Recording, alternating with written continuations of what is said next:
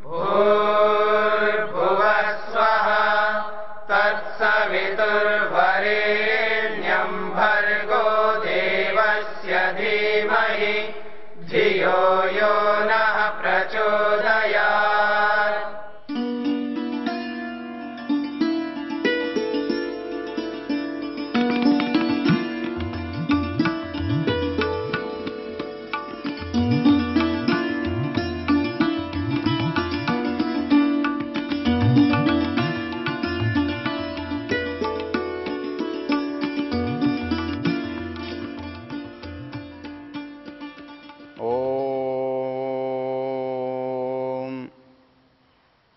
मनुष्य को सुखी रहने के लिए जहाँ उसे अपने शारीरिक आवश्यकताओं, भूख प्यास, भोजन छादन उसकी चिंता करनी होती है, वहीं समाज में हम दूसरे से जो हानि लाभ, सुख दुख उठाते हैं या प्राप्त करते हैं, उसमें हमारा जो व्यवहार है, हमारी जो मानसिक परिस्थिति है, उसका बड़ा मूल्य होता है, उसका महत्व होता है।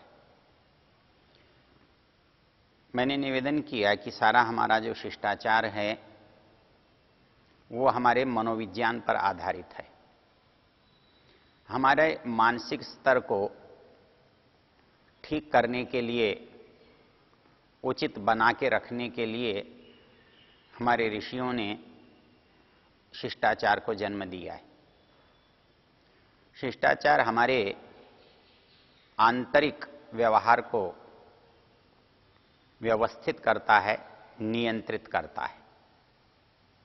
इसकी शिक्षा हम बहुत प्रारंभ से देते हैं। ये इनमें बहुत सारी बातें हमारे जीवन का अंग बन जाती हैं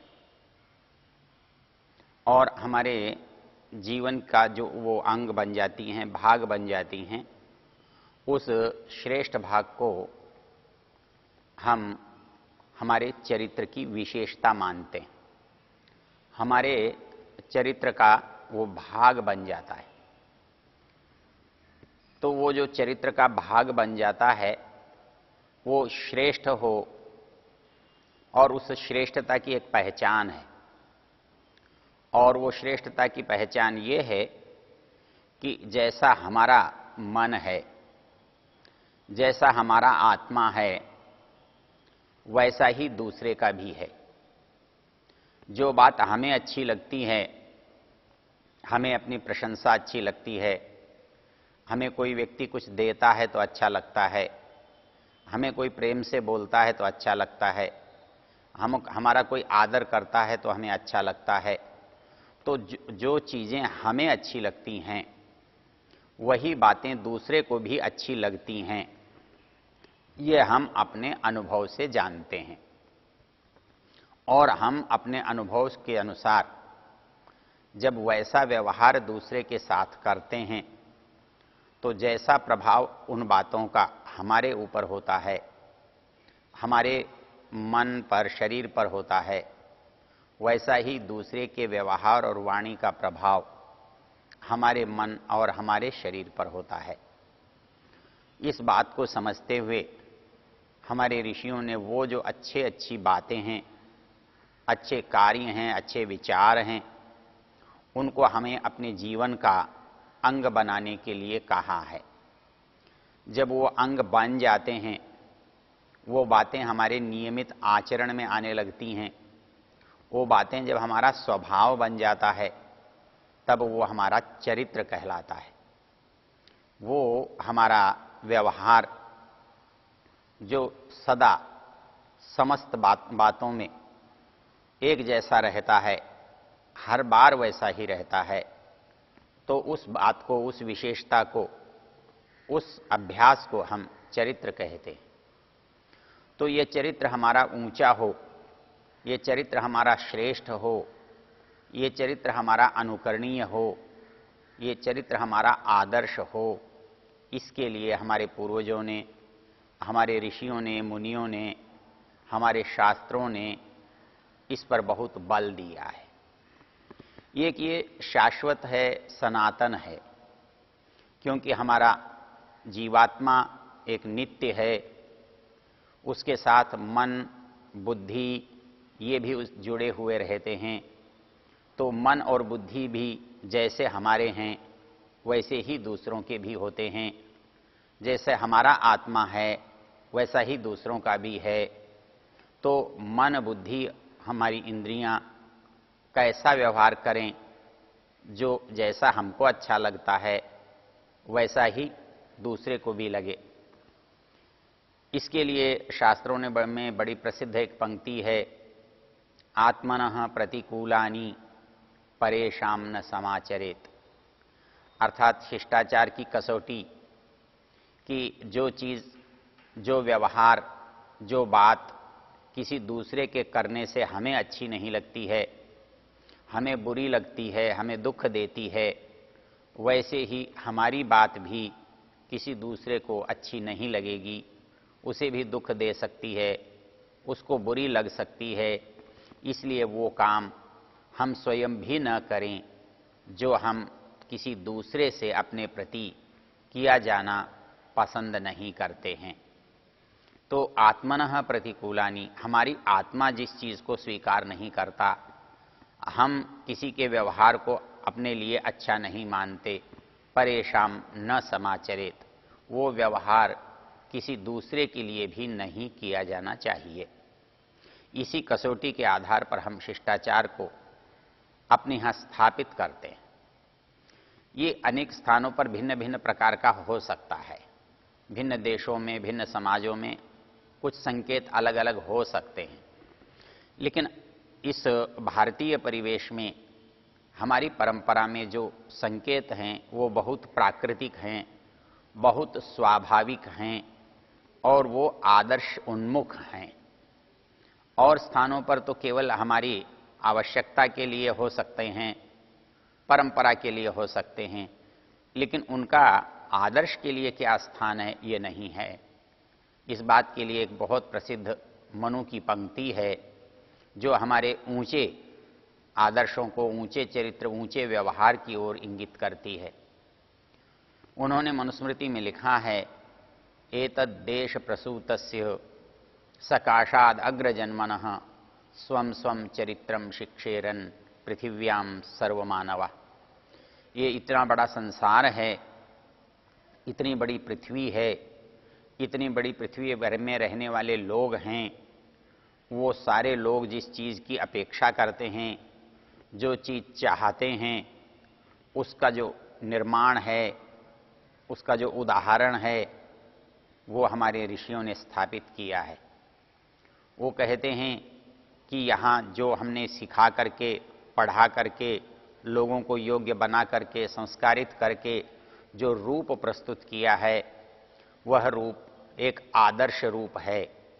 एतद् देश प्रसूतस्य, जो इस देश में उत्पन्न हुआ है उसको ये सहज सौभाग्य मिलता है, ये सहज अवसर मिलता है इन प्रवृत्तियों को जानने का, इन प्रवृत्तियों को सीखने का। ऐसे विद्वान लोग जो हैं, जो इन प्रवृत्तियों, इन संस्कारों से रचे बसे हैं, इन संस्कारों में पले बढ़े हैं, उनका जो सहज स्वभाव और चरित्र है, उनका जो व्यवहार है वो आदर्श से अनुप्राणित है, आदर्श से प्रेरित है, आदर्श से ओतप्रोत है।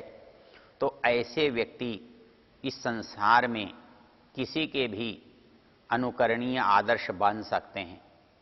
इसलिए वो कहता है कि ये जो भी हमारे जीवन में आदर्श विद्वान हैं, अग्रजन्मनः, जिनका हमारे लिए महत्वपूर्ण है, जिनकी विद्वत्ता, जिनका व्यवहार, जिनका आचार विचार हमसे आगे है, हमसे उन्नत है, वो हमारे लिए आदर्श हैं। उनसे हम अपने चरित्र को सुधार सकते हैं, हम अपने चरित्र के लिए उनसे शिक्षा ले सकते हैं, उनकी बातों को अपने संस्कारों में ढाल सकते हैं। तो एतद् देश प्रसूतस्य सकाशाद अग्रजन्मनः स्वं स्वं चरित्रम शिक्षेरन।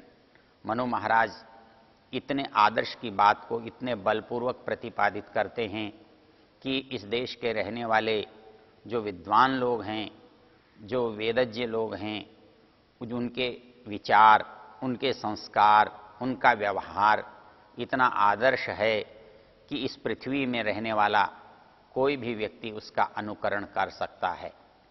ऐसा क्यों होता है? क्योंकि हम किसी के जन्म से ही इस प्रकार के संस्कार डालने का हम यत्न करते हैं।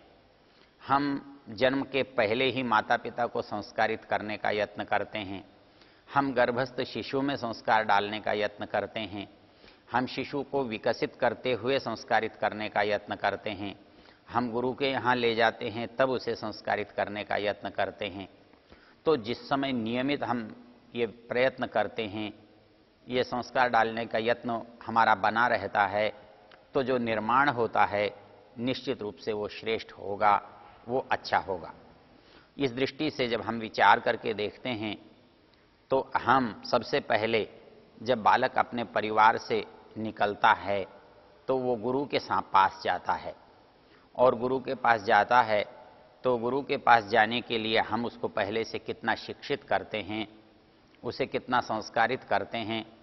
इसके लिए ऋषि दयानंद कहते हैं कि बालक को हम जब 8 वर्ष का हो उसे पढ़ने भेजते हैं, 6 वर्ष का हो उसे पढ़ने भेजते हैं, उससे पहले उसे अच्छे अच्छे सूक्तियों का स्मरण होना चाहिए, अच्छे श्लोक उसको याद होने चाहिए, अच्छी आदतों का उसके अंदर अभ्यास होना चाहिए, जिससे वो बड़ों का सम्मान करना सीखे, अपने साथियों से ठीक बोलना सीखे, सभ्यता की भाषा सीखे, सभ्यता का व्यवहार सीखे, ऐसा बनाना चाहिए।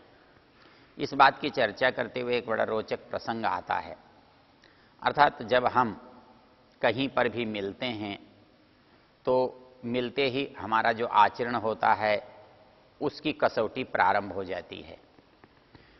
हम मिलते हुए कैसे मिलते हैं, ये हमारा जो व्यवहार है ये बताता है हम दूसरे के प्रति क्या दृष्टिकोण रखते हैं, उसे कैसा मानते हैं। एक स्थिति तो ये हो सकती है कि किसी स्थान पर हम किसी व्यक्ति से टकराते हैं, किसी व्यक्ति से मिलते हैं, न वो हमें कुछ कहता है और न हम उसे कुछ कहते हैं। हम दोनों उदासीन भाव से बैठते हैं और एक कार्यक्रम में, एक लंबी यात्रा में, एक लंबे परिस्थिति में, समय में हम जैसे अनजान आए थे वैसे ही अनजान चले जाते हैं। ऐसा हम कर सकते हैं, बहुत सारे लोग करते हैं, लेकिन इससे हमारी श्रेष्ठता कैसे सिद्ध हो सकती है? इसमें हमारा मनोविज्ञान ये है कि मुझे इससे क्या काम है, मैं इससे क्यों बोलूं, मुझे क्या आवश्यकता है, मुझे तो कोई ज़रूरत है नहीं, इसलिए मैं अपने को किसी के प्रति बोलने के लिए उत्तरदायी नहीं मानता। वास्तव में देखा जाए तो ये बात ठीक है, मुझे आवश्यकता नहीं है, मैं नहीं बोला, लेकिन ये शिष्टता की दृष्टि से स्वीकार्य नहीं है। शिष्टता की दृष्टि से यदि मुझे कोई मिला है, कोई मेरे निकट आया है, तो उसके और मेरे बीच में संलाप होना चाहिए, संवाद होना चाहिए। वो संवाद जो है मेरी शिष्टता का प्रतीक है, वो शिष्टता का उदाहरण बनता है। लेकिन मूल समस्या हम दोनों के अहंकार की होती है। या तो हम लज्जा या संकोच से ग्रस्त होते हैं, तो भी हम किसी से बात नहीं करना चाहते, बात करते हुए हिचकते हैं, डरते हैं। हमको लगता है कि हम बोलेंगे तो कोई अन्यथा न ले, अनावश्यक न समझे, न बोले, हमको अपमानित अनुभव हो, ऐसा काम हम क्यों करें, इसलिए हम किसी से न बोलें। ऐसा हो सकता है। लेकिन यदि हम संकोची हैं, हम लज्जावश नहीं बोल रहे हैं, तो भी हम शिष्टता के अनुकूल नहीं हैं। अर्थात जहां आवश्यक है और जितना आवश्यक है वो हमें बोलना आना चाहिए। हमारा संकोच स्वाभाविक होता है, लेकिन उस संकोच कहाँ हो कहाँ न हो इसका हमारे अंदर विवेक होना चाहिए। यदि हम संकोच और लज्जा में ही रह जाएंगे तो जो हमारी प्राप्ति है, जो हमारे जीवन का उद्देश्य है, वो हम कभी प्रकट ही नहीं कर पाएंगे। हम इसको छोड़ करके जब व्यवहार करते हैं तो हम संकोची हैं, हम लज्जा वाले हैं, हम किसी दूसरे से घुलना मिलना नहीं चाहते हैं, हमको एकांत प्रिय है, हमारे पास एकाकीपन है, तो यह व्यवहार श्रेष्ठ नहीं है, आदर्श नहीं है और शिष्टाचार का भाग नहीं है। शिष्टाचार के लिए नियम है कि मुझे दूसरे से संवाद करना चाहिए, दूसरे से मुझे बोलना चाहिए। दूसरा कारण हो सकता है मैं अपने अहंकार के कारण नहीं बोलूं। मैं ये सोचता हूं मुझे क्या गरज है, इसलिए मैं क्यों बोलूं। हमारे मन में एक धारणा और काम करती है। वो धारणा ये काम करती है कि जो छोटा है, जो मेरे से निम्न है, चाहे वो पद में है, आयु में है, धन में है, वो बोले, मैं क्यों बोलूं। तो इस दृष्टि से मेरे मन में एक बात होती है, जो मेरे अंदर अहंकार है, वो अहंकार मुझे संवाद स्थापित नहीं करने देता है। तो अहंकार के वशीभूत होकर के जब मैं किसी से संबंध नहीं बनाता या बातचीत नहीं करता या संवाद स्थापित नहीं करता, तो ये भी शिष्टता का भाग नहीं है, ये शिष्टता का हिस्सा नहीं है। क्योंकि हर व्यक्ति बड़ा ही है, क्योंकि कोई भी व्यक्ति आत्मा की दृष्टि से, मन बुद्धि की दृष्टि से, सब इंद्रियों की दृष्टि से, समस्त साधनों से युक्त है और किसी के पास भी उससे अधिक साधन नहीं है। वैसा ही आत्मा सबके पास है, उतना ही पवित्र है, उतना ही नित्य है, उतना ही शुद्ध बुद्ध है।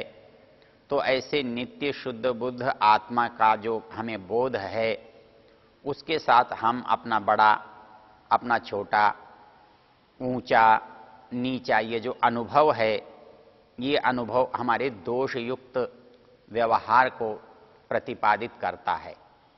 इसलिए जो मनुष्य अहंकार के कारण ये नहीं कहता है कि वो दूसरे से बातचीत करे, दूसरे के साथ मिले जुले, दूसरे से संवाद करे, तो वो व्यक्ति अशिष्ट कहलाता है।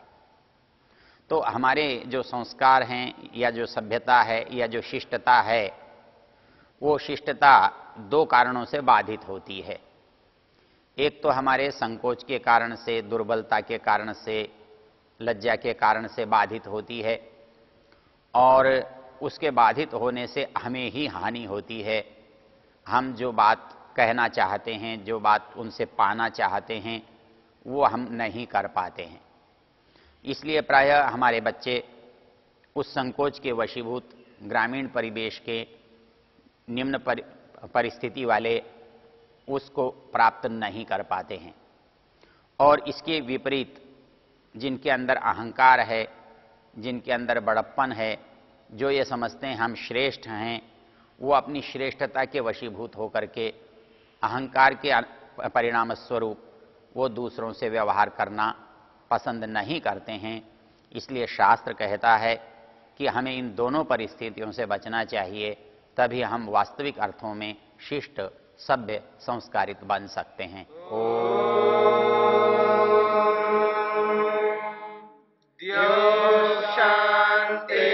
शांतिरंतरिक्षं शांतिर्पृथिवी शांतिरापः शांतिरोषधयः शांतिः वनस्पतयः शांतिर्विश्वे देवाः शांतिर्ब्रह्म शांति सर्वं शांति शांतिरेव शांति क्षमा